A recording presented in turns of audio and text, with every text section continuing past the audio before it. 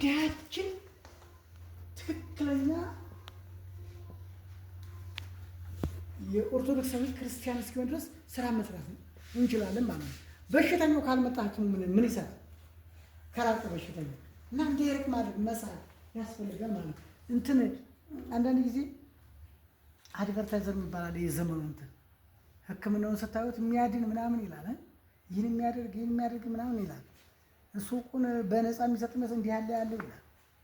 የእኛ ቤተክርስቲያን እንደዚህ አይነት እነዚህ እየተጠቀም ደህን ስብከቶች እየተጠቀም የራቁትን ቅድም ስላችሁ የነበሩትን በዚያ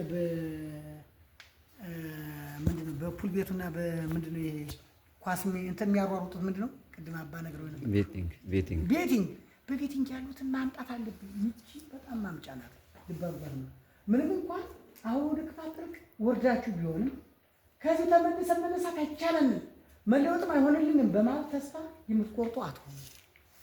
ትንሽ አለ እንዲህ መውጫ መንገድ ይላል ያ ሸክሙ የከበደ ከዛስ እናንተ ስትፈቅዱ እግዚአብሔርም ሲረዳችሁ ከክፋት አዘቅት መውጣት በእጅጉ ቀላል ነው፣ ይረዳችኋል ማለት ነው። ቤተክርስቲያናችን ይሁን አጥቁ